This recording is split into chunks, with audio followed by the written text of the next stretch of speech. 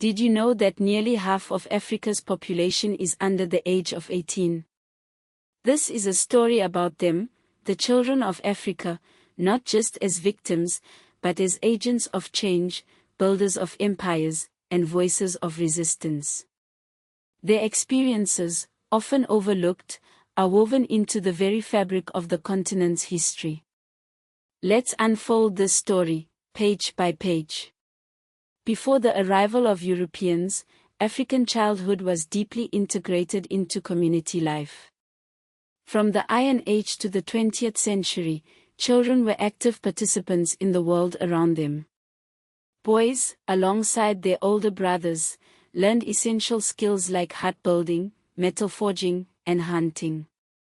Girls worked with their sisters, fetching water, crafting pots, and cultivating crops.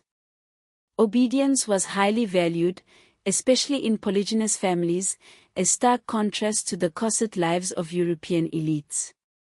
Some pre-colonial states even conscripted children for national duties. But this communal harmony was shattered by the arrival of the slave trades.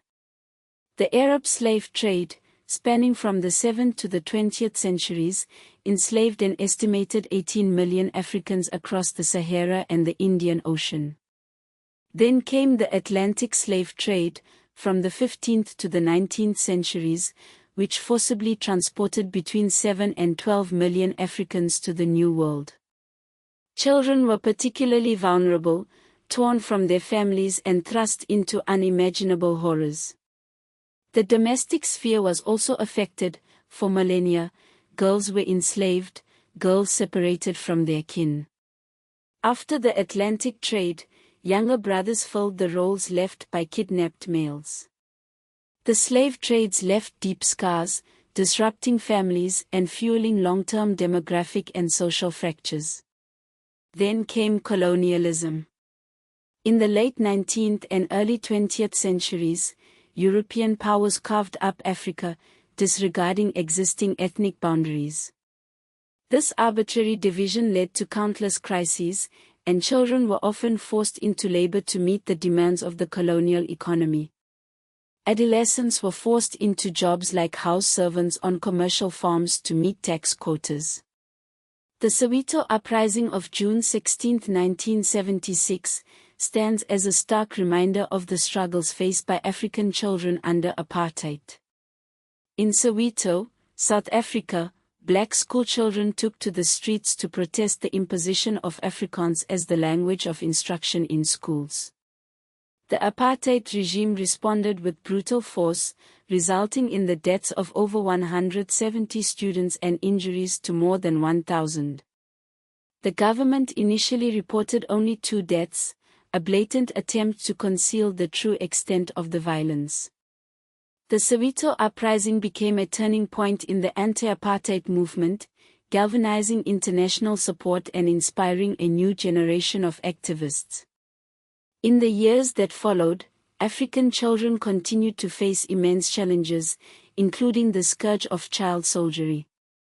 Conflicts across the continent have seen children recruited and forced to fight, often subjected to horrific violence and abuse.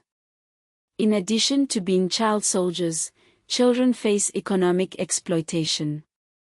In 2006, there were an estimated 15 million child laborers under the age of 14 in Nigeria, mostly working in agriculture.